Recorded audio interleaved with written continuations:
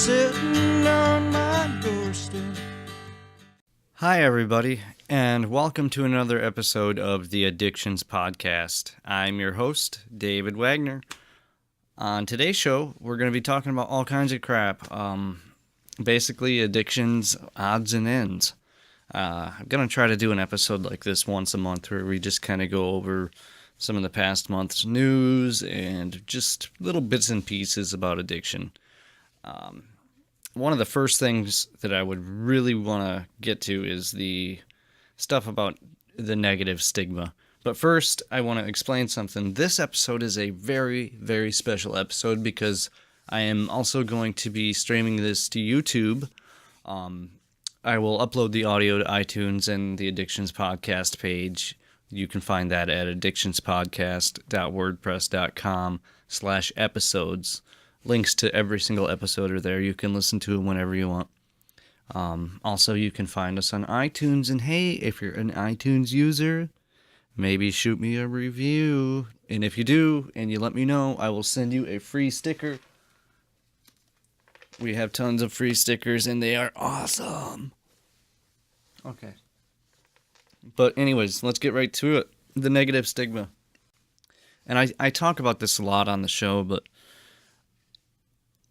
we all know that addiction is just steeped in negative stigma. But I feel like that is actually starting to begin to change a little bit. And in part, it's due to the vast media coverage of the opioid epidemic. And I'm not just singling out the opioid epidemic because addictions of all kinds have been on the rise for a long time. Alcohol, methamphetamine, a variety of things, even sexual addictions. And, you know, if it's causing a very negative impact on your life and it's habitual, it's an addiction. Anything can be an addiction. I'm going off on a tangent here, though. Anyways, like I said, I feel like that stigma is starting to change or maybe lessen to a degree at least. And I think that's due in part because of the media. They've been doing a really good job bringing a lot of the opioid issues to the forefront.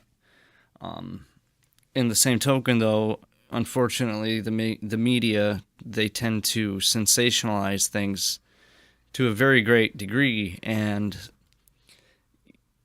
I hate to see companies making money off of people's struggles. That is messed up. It is really fucked up and wrong, in my opinion, in so many ways. I'm not charging anything for the Addictions Podcast. I never will. I take donations, and you don't have to donate. You can listen for free, and that's how it's gonna stay. Hell, I'll send you free stuff, just for reviewing my show. Anyways, it's kind of funny because I see people say things about drug addiction, especially about heroin addicts in particular. Let the drug addicts die. Don't give them Narcan. It's natural selection at its finest. Now that is incredibly fucking cruel. These are humans, okay? We are all one fucking people. I don't give a shit what color you are, what sexual orientation you are. You're no better than me, and I'm no better than you. And if you just fucking sit down and talk to each other, you might learn a thing or two, I feel like every single person you meet in life knows something that you don't. Just think about that for a second. But it's strange because I often wonder, do certain people just look for reasons to hate entire groups of people? Apparently, and that saddens me. It's just so fucked up. I really can't understand it. I mean, even the word hate, I don't like to use the word hate because hate is a word that should be reserved for things like fucking Nazis, okay? I hate the fucking Nazis. I hate fucking white skinhead racist piece of shit people. Okay? I hate them. But the word hate is very powerful. So I feel like we should reserve that word for things that truly deserve it. Um, if you're ignorant, I don't hate you. You're just ignorant. Another thing I was thinking about was, why does our society put so much shame on people with a drug addiction or an addiction of any kind for that matter?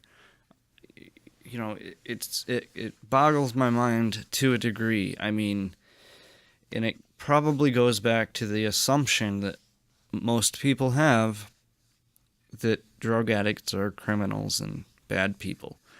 And yes, drug addicts do commit crimes, but non-drug addicts also commit crimes. So there's that. And with the crime thing, should the fact that your brain's neurological wiring has been physically changed by a disease be considered in your punishment when you've committed a crime and you're struggling with addiction?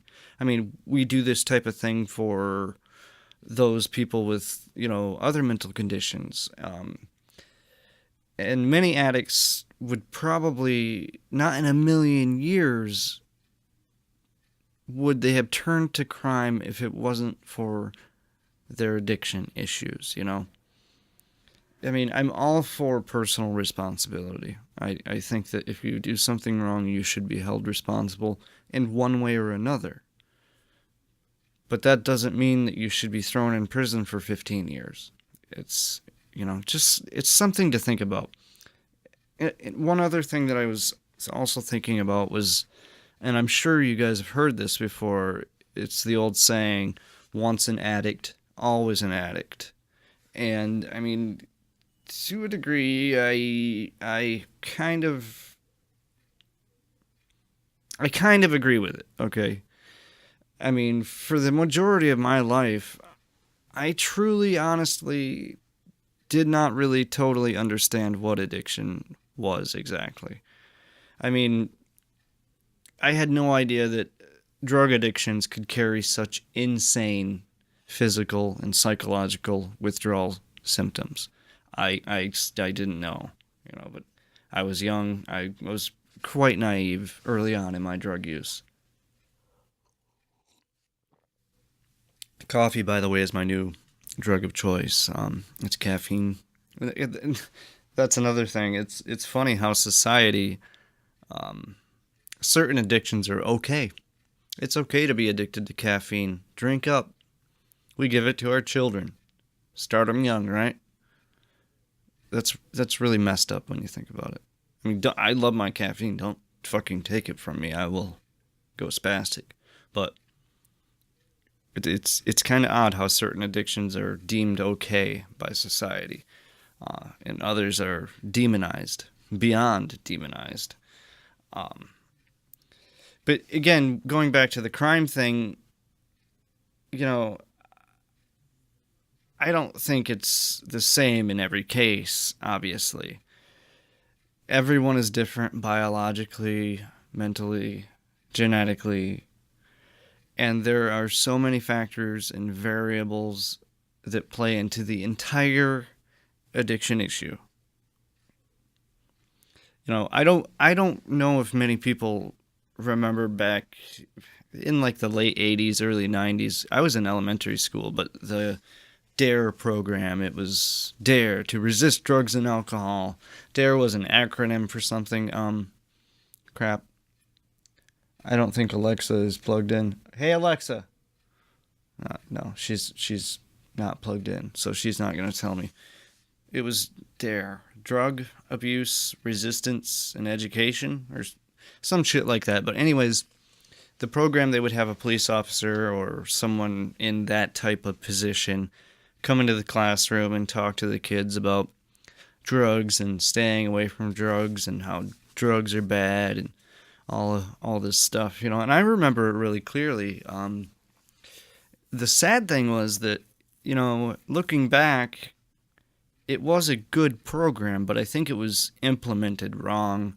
And the reason I say that is that every single 10 to 12 to 13-year-old that I knew in school at the time during the D.A.R.E program thought it was hilarious. I mean, they made fun of it. And these are kids that many of them are much too young to be into drugs. I mean, they're 10, 11, 12, 13. Some of them may have been experimenting. I didn't know much about drugs at the time. And I lived in a household where my father smoked pot. I just didn't realize that it was a drug. But anyways, and I have opinions on the pot thing, but we'll get into that another time. But anyways, a lot of kids in school made fun of this D.A.R.E program, and I did too, looking back on it. But, I feel like it could have been much more successful if they would have taken a different approach with it. Because when I think back to that D.A.R.E program,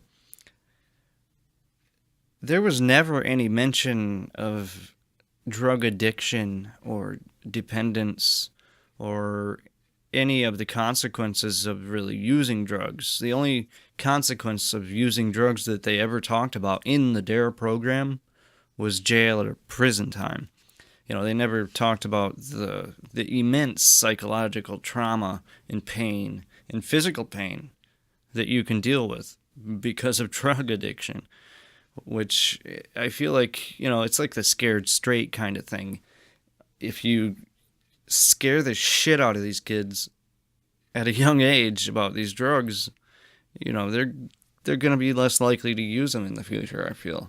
I mean, I'd like to see another such program, I guess, come into the public schools. But I would like to see it implemented or approached differently than what the D.A.R.E program was approached with. There's a few other things I could get into about the marijuana thing. I can touch briefly on that. There's a lot of opinions about marijuana, especially the medical marijuana thing. I have a medical marijuana card. Mainly it's for my neuropathic pain. To be honest, with the nerve pain, it helps. But with other types of pain, it really doesn't help. But one thing that it really helped with, along with Suboxone, was my opioid detox. Marijuana helped immensely with the nausea. It's a slippery slope to be talking about, I have no problem with anyone that uses it. I use it myself, but it's not physically addicting. You're not going to get sick for 3 to 6 days, vomiting and just puking out your soul because you haven't smoked marijuana. Yes, it may be mentally and psychologically addicting. But physically addicting? There's no fucking way. I don't know anyone who has ever suffered marijuana withdrawal physically. And just been going through hell where their skeleton is trying to jump out of their body because they can't smoke pot. That being said, guys, I'm going to cut it short there. Thank you all so much for listening to this episode of the Addictions Podcast and watching. We'll see you next time. As always, you can find all of the episodes at addictionspodcast.wordpress.com. Click the episodes link at the top of the page. Find us on Facebook at facebook.com/addictionspodcast. Give us a follow. Shoot us a review on iTunes. And if you guys really, really love the show and want to help me out and support what I'm doing here, check out my Patreon site. It's www.patreon.com/addictions. That's patreon.com/addictions. And don't forget, never quit quitting. They're coming back.